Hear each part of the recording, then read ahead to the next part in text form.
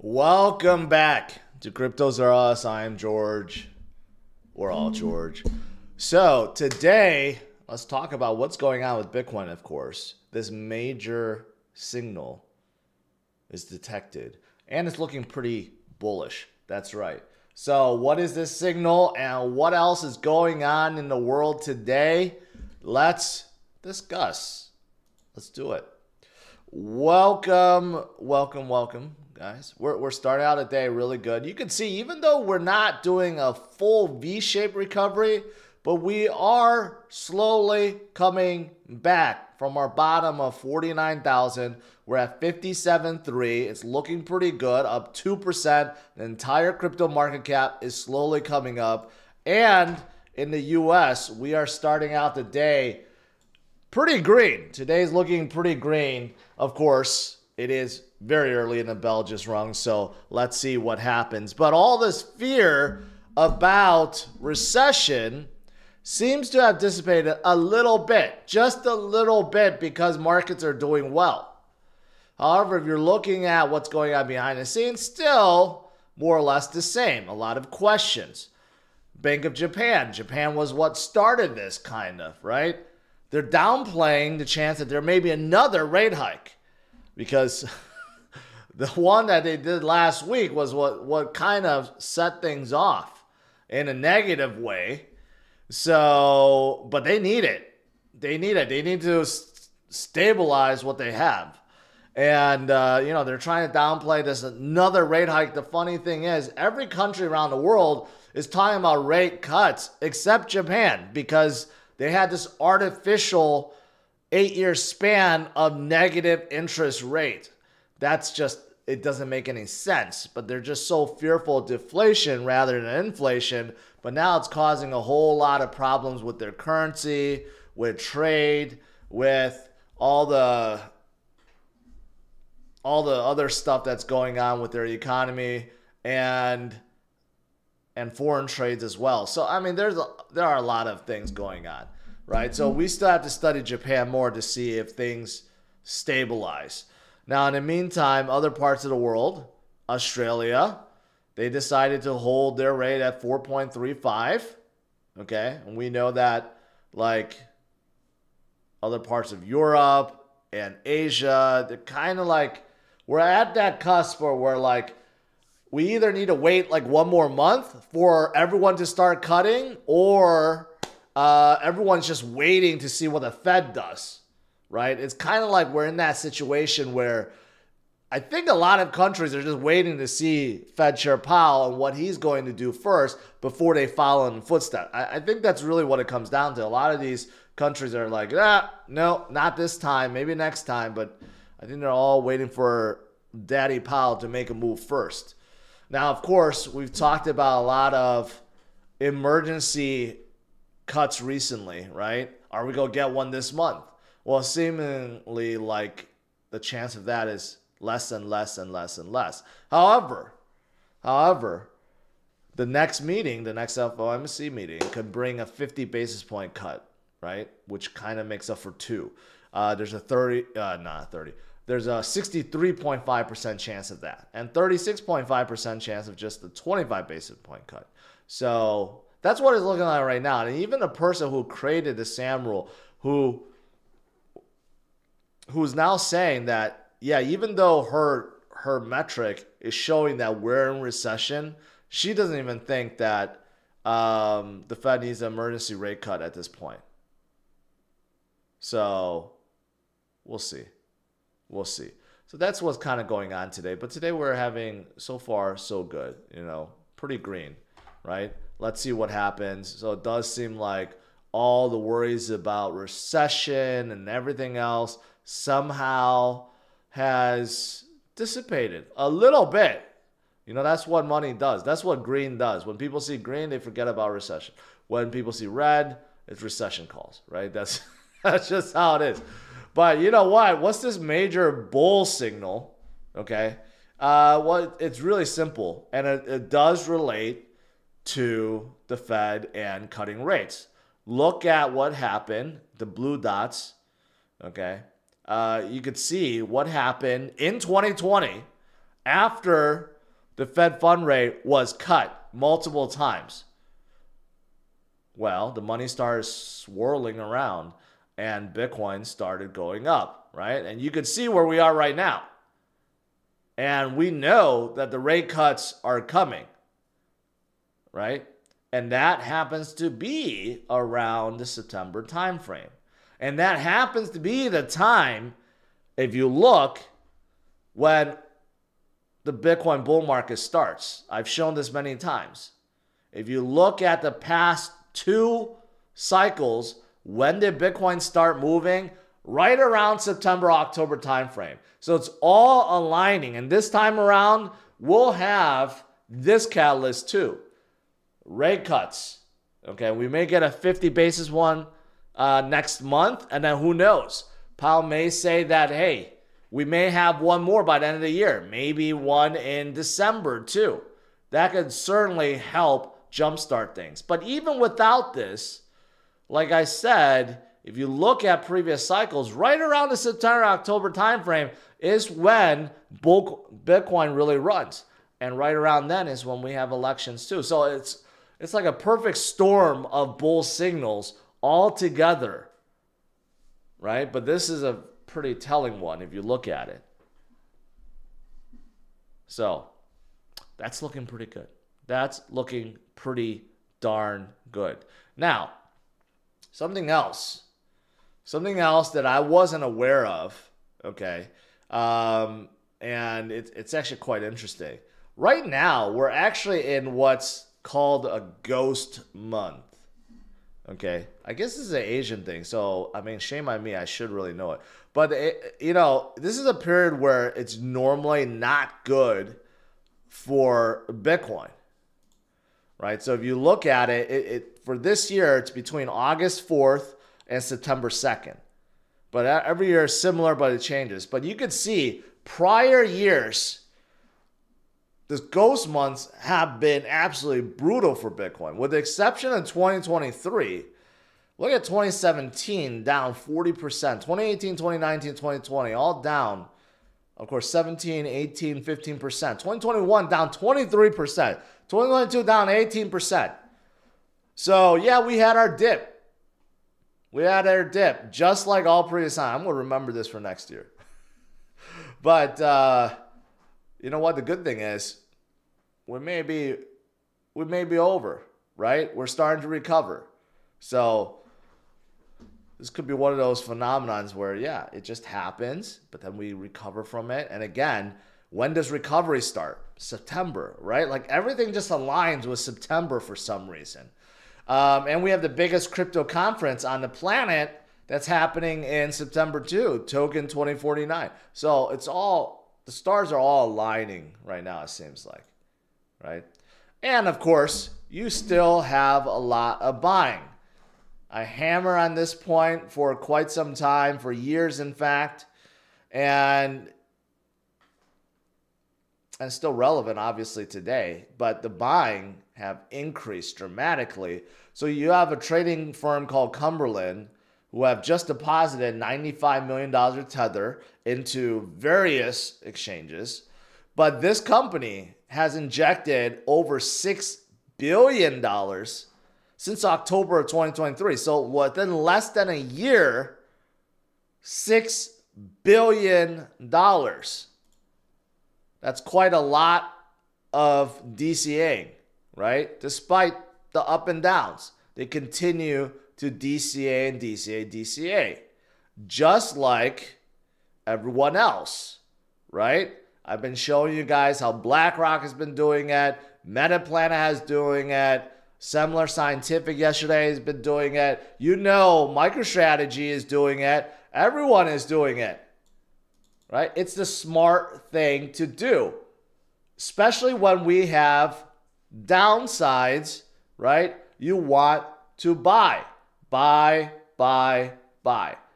And for someone like Larry Fink, he now understands you never sell. I don't have my ETF thing pulled up.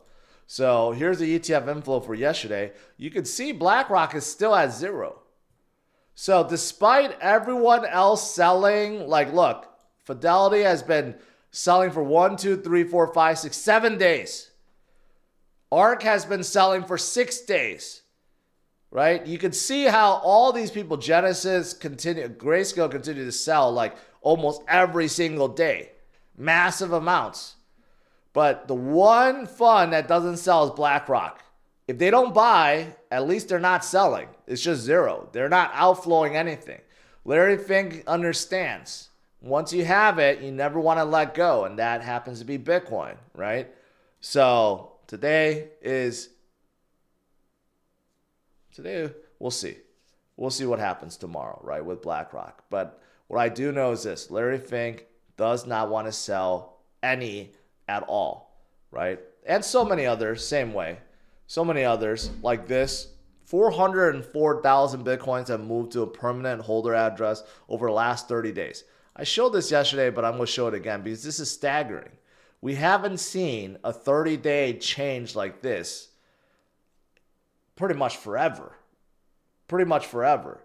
Why do you think we have this? Because we have some major, maybe institutions, major players that are loading up on Bitcoin right now.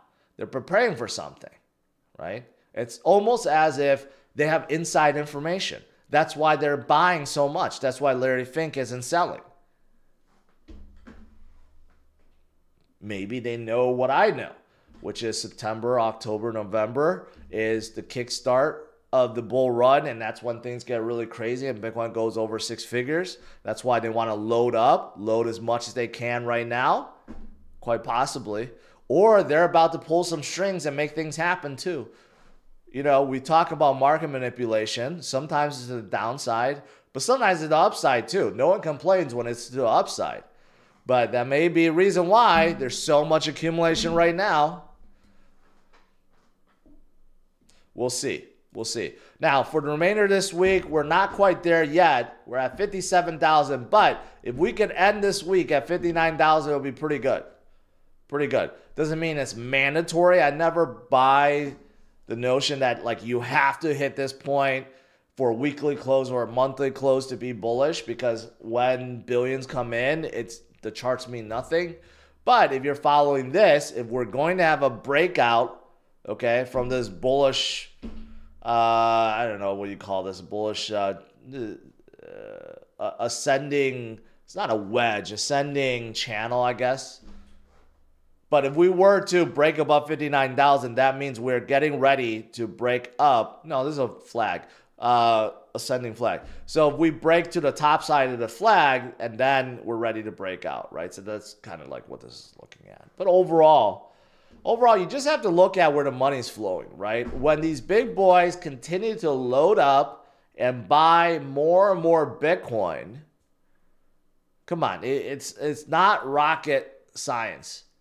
Okay, these guys know the game. They may be manipulating the game, but when they're putting in billions upon billions upon billions into Bitcoin, you know something's going on, right? They are accumulating and loading up for the long haul. It's the greatest asset that we have. It's the one asset that was created to go against all the shenanigans I've been talking about with the central banks, with inflation, with debt, with overprinting and everything else, and monetary policies. Bitcoin is the one that was created to defend against all of that. And so far, it has worked. Look at where Bitcoin is now versus previous years, previous cycles. Look at where it started, and look at where it is now when countries are now talking about, presidential candidates are talking about Bitcoin. That was a pipe dream even back in 2017. 2021, no one talked about it. Now everyone is talking about it. So just think about that. The maturity level of Bitcoin is growing by leaps and bounds every single cycle. All right.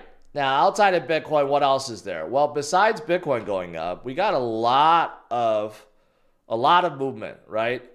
For example, the global market cap is above $2 trillion once again. Just recently, we hit like a 1.8 or something. So we're up like a staggering 20% off of our bottom. But of course, we're not fully recovered yet. But you have You have some that have come up really, really fast. Look at Solana. Solana's up a staggering almost 11% today, above 152, and it has flipped BNB. It is now at number 4 once again.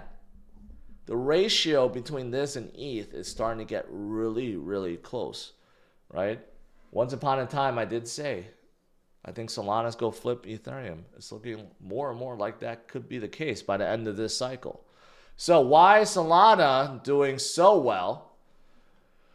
Well, I mean, you still have a lot of memes on Solana, right? When retail wants to buy in, a lot of retail, they are focusing on memes. They're not focusing on a lot of other alts right now. They're focusing on memes. So Solana, we know, is driven by memes, and you have someone like Popcat and Whiff up 30%, right? So that's definitely helping Solana pump up in a big way. A lot of activity, a lot of volume still, right? And overall, you just have a lot of people buying. A lot of people buying Solana. And I talked about that ETH and SOL ratio. The SOL ETH ratio, I should say, is at an all-time high. And this continues, ETH better watch out. Solana's not too far off, right? And if you look at patterns like this, inverse head and shoulders pattern, right, is looking pretty good as well. But Solana is not going to go anywhere, right? And I'm not saying that they're the only one that's going up. There are a lot of projects going up right now, right? Look at even Doge. Doge is up 6% today. But this is good. This is good. People are loading up. People are DCAing. That's what you want to see, right? You're supposed to buy low and sell high. You're not supposed to buy high and sell low. That's why what I do is make you guys understand and hopefully help you guys calm down when we have these scary periods. The best thing to do during these scary periods is either do nothing and continue to hold or DCA, like so many people have, right? It's really that simple. There's really nothing else. All right, that's pretty much it. Overall, let's see. The U.S. market is still looking good. NASDAQ plus 300 today. Let's see. MicroStrategy not quite up, 0.06%. Coinbase is up a little bit, 0.45%. NVIDIA is up 3%. Tesla's not doing so well. Let's see what happens by the end of today. All right, let's do some Q&A.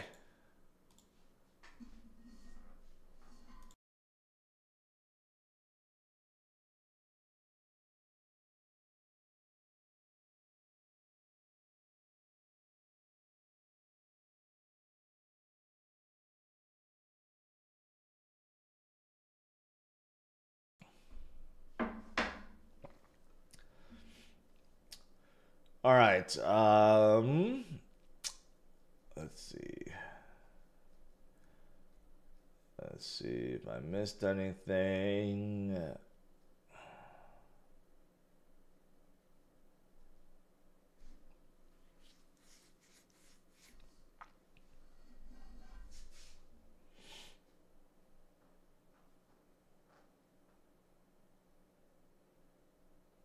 All right. Nothing really.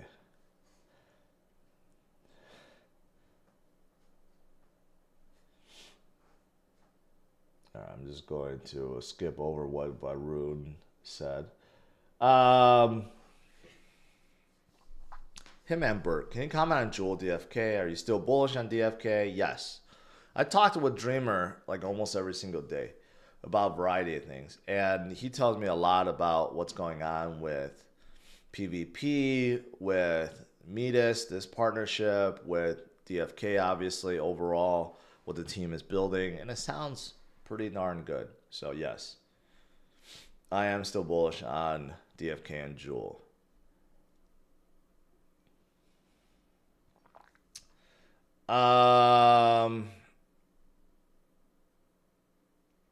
Soulflip BNB, yep, that's right. Just read an article that XRP and SHIB have an unusual correlation pattern. I don't know what you just read there, but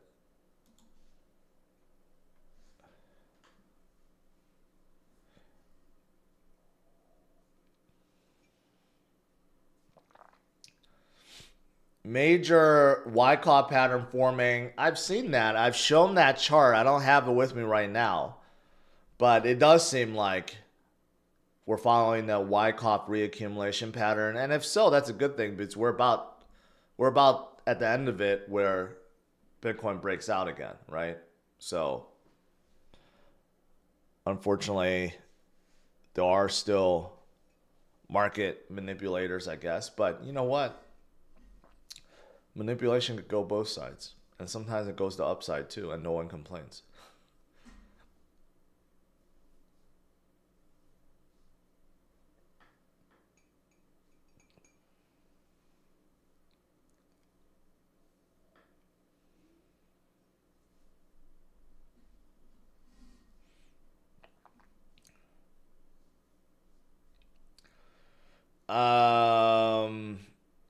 FS Dave bought some shirts, should be here today.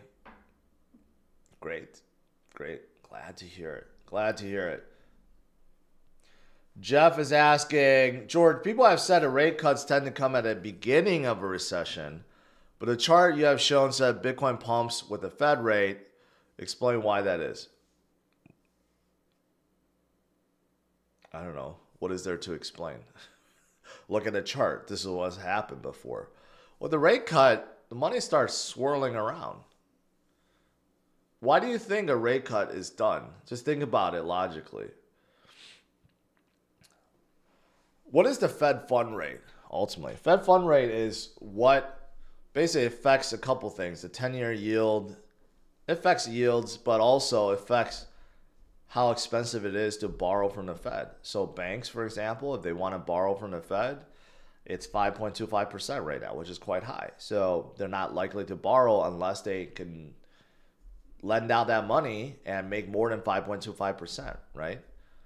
So what's the whole point in cutting the Fed fund rate? Well, if it gets cut, let's say to 3% or what we had before, like 2%, it makes it so cheap for businesses to borrow, right? Because banks could borrow basically at near zero interest. And if banks could borrow at that, they're giving out money, basically. And when they're giving out money, businesses tend to have a lot of money to grow and expand, you know, and they're hiring and more people have jobs and more people have money. So that's kind of the trickle down effect. So of course, with rate cuts, things are good. But normally speaking, it's done, I think, when the economies are bad, right? When people are broke, when we're in recession. So there might be a correlation with that where it's done a little bit too late. So the economy is already in a downward spiral. So there may be a lagging effect, but there's no doubt when we have low rates, like what you see here from 2020 all the way to 2022, it's really good for markets.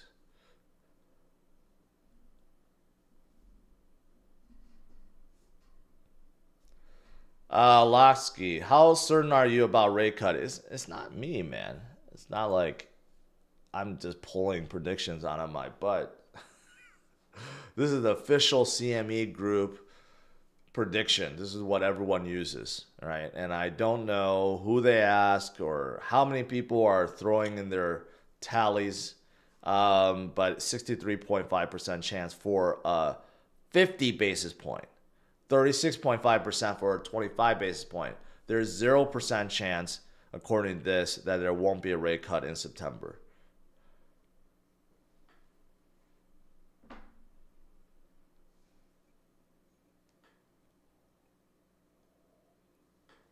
Thoughts on Trump's big crypto announcement? I'm afraid his son, Don Jr., is involved in a lot of meme coins.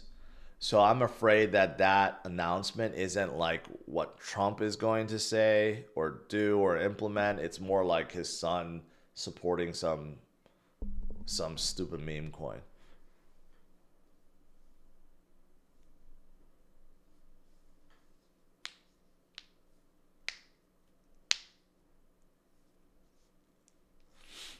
I mean, you could see it, right? Even despite everything that's going on here.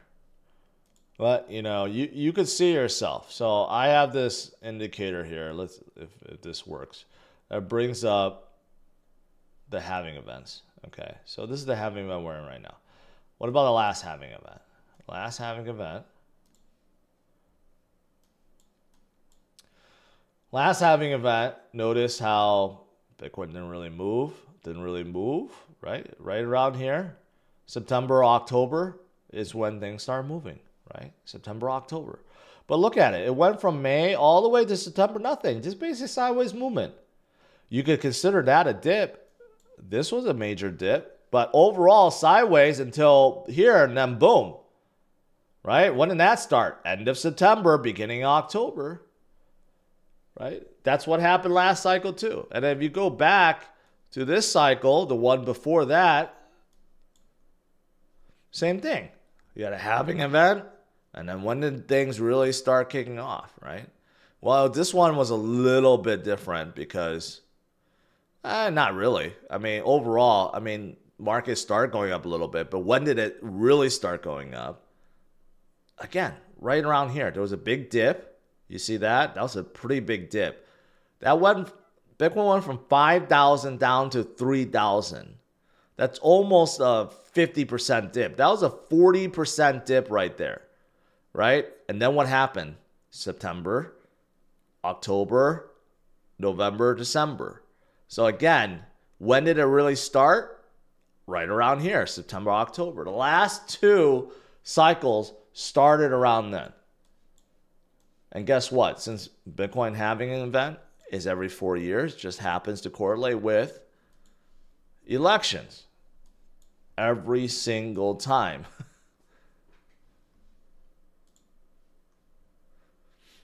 So nothing is a guarantee, right? History doesn't repeat, but it tends to rhyme. And the past few cycles, we have rhymed the same way.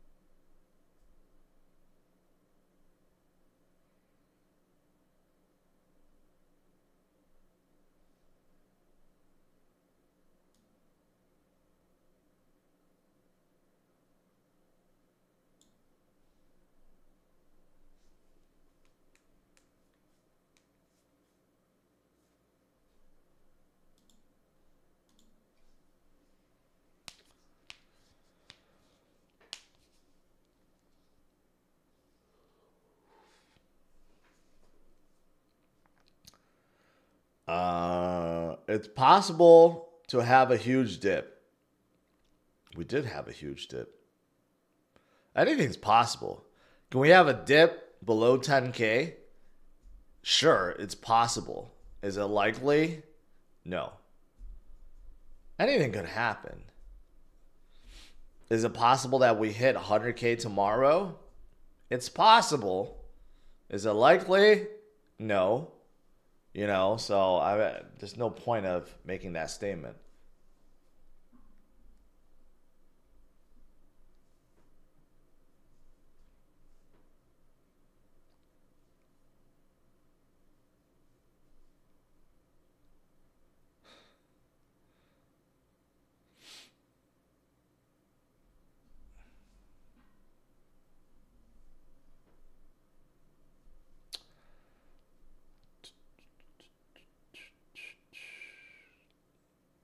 Do you watch a Tucker Carlson videos? No, I do not.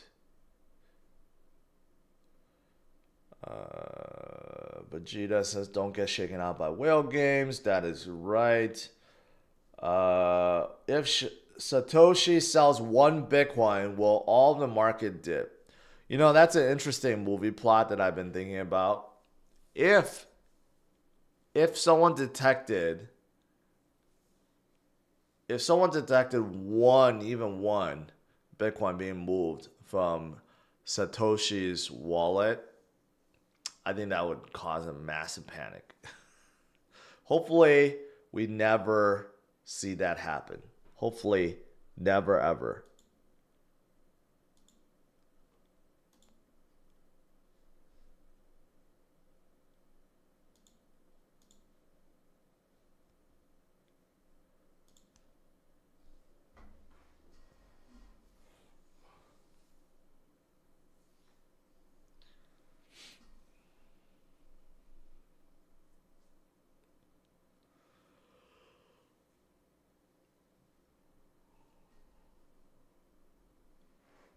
who runs his social wallet. No one runs the wallet. It's just his original wallet where he mined 1 million Bitcoin with.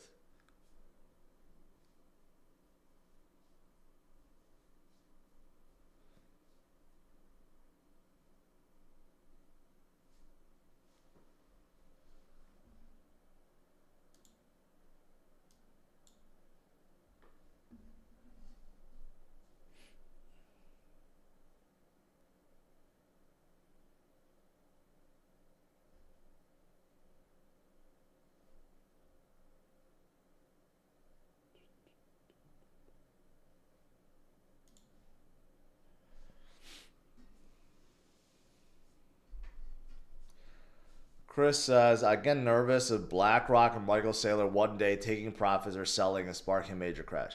Now, I don't think Michael Saylor would ever do that, but there's a real chance that BlackRock can.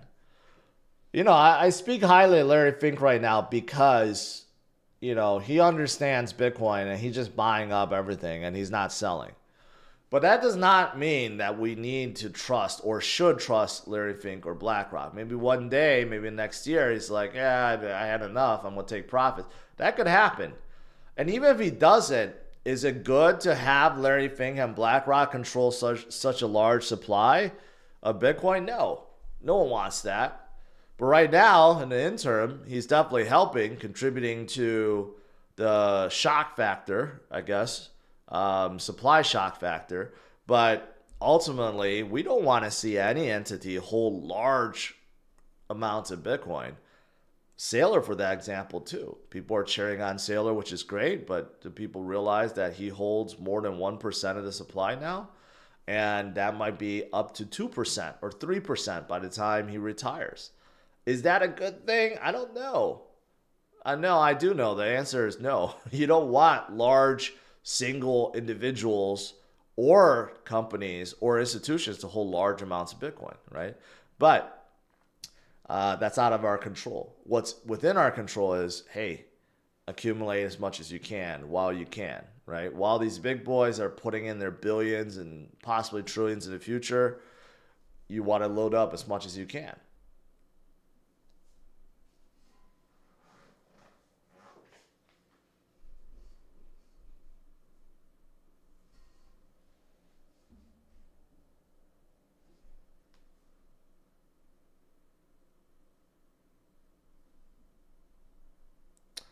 What's going on, ETH? Why is it so weak? Well, a couple reasons. If you look at ETH ETFs, look at a massive red right there from Grayscale. So I think they're almost done, but Grayscale unloaded 2.2 billion worth of ETH within the past 2 weeks. So that obviously hasn't helped, right?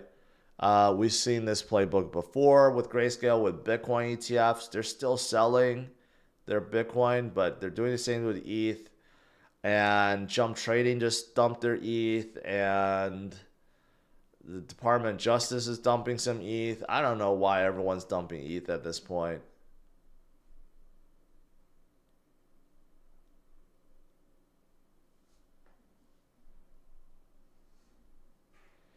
What do you think the price would be if there are less than 1 million coins on exchange for sale for Bitcoin?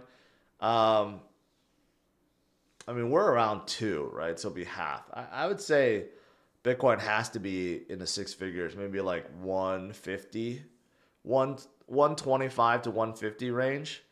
And that's when we'll probably see the exchange reserves drop to about 1 million.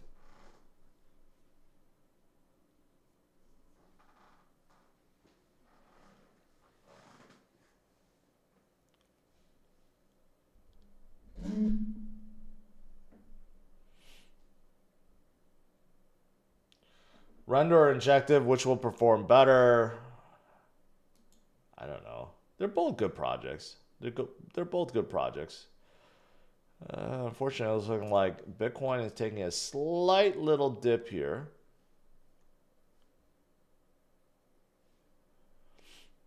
You got Stacks, almost the same pattern as Bitcoin. Stacks is up 5% today. Sol is still looking good. And what else is there? I mean, you got Whiff up 22% today. That's kind of nuts. Bonk about 6%. Pepe. Not sure why Whiff is going nuts today.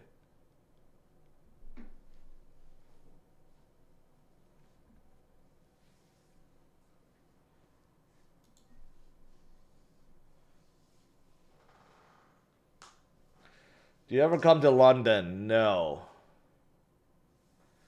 No, I was thinking about it. Earlier this year, I was supposed to come for Vulcan Forged, their conference, Vulcan 3, but I wasn't able to come.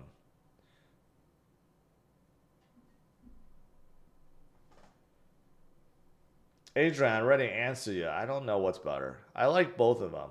You don't have to pick one over the other. Just DCA into both. Spread it out. I think they're both good. Different fields, and they could both perform well.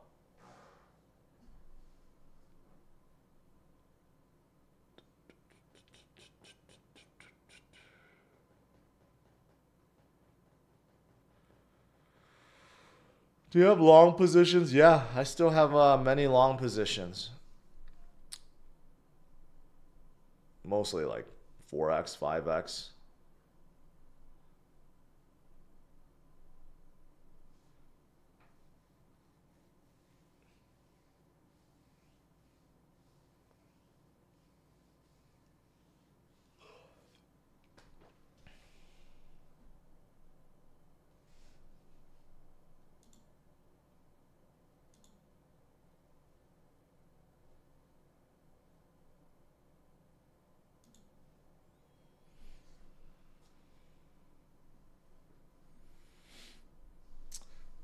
James Bruce, speaking of PYR, are you bullish on gaming in general? Feels like off the grid has to succeed. You know, I talked to someone from off the grid. It looks amazing. They're not quite out yet, but they're on Avalanche. Some things are on chain, some things are off. I think mostly their NFT stuff are on chain, but everything else is off. I don't know. I feel like gaming in general should be taking off.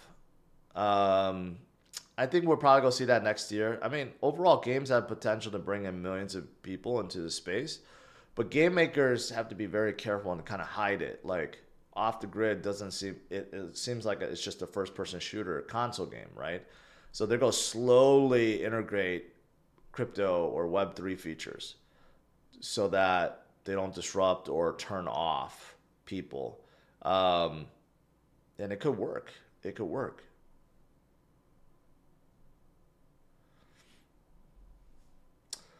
PSA, long means buy, not leverage. No. Most people, when they say they're long, they're using leverage. Otherwise, you're just buying and holding. But you're right. Technically, that's what it means. But when people say, if people ask me long, I'm interpreting that as if I have a leverage play.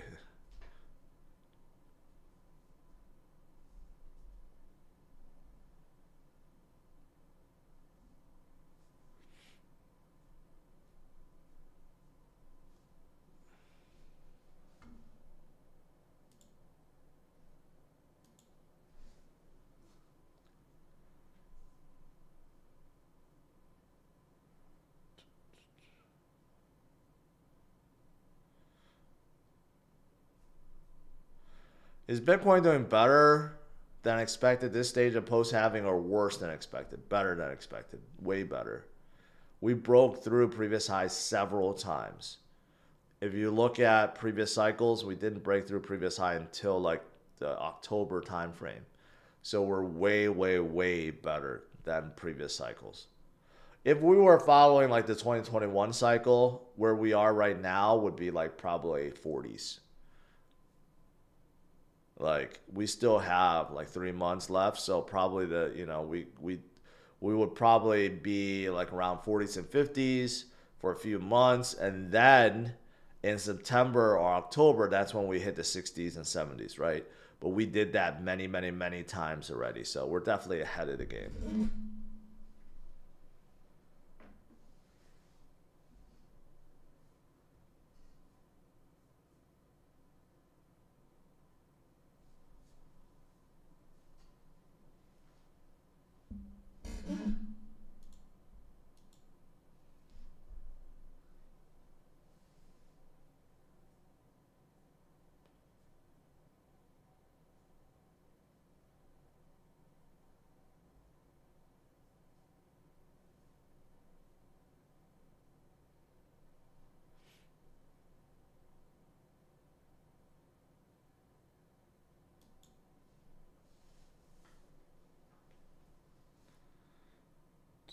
S&P 500 looks like it's going to rip.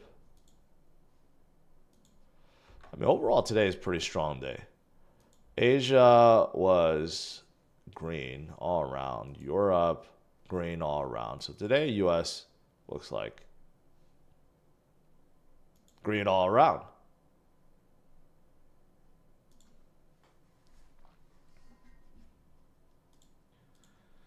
All right, guys.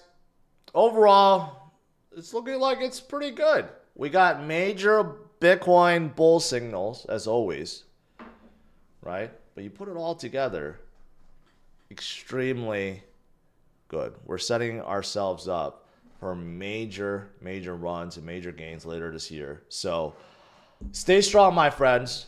Don't panic. Don't fall for the FUD. Continue to do what you're doing. HODL and DCA. That's really it. It's really that simple. I'll see you guys tonight, 8:30 p.m. Central Standard Time. All right? Take care. Bye-bye.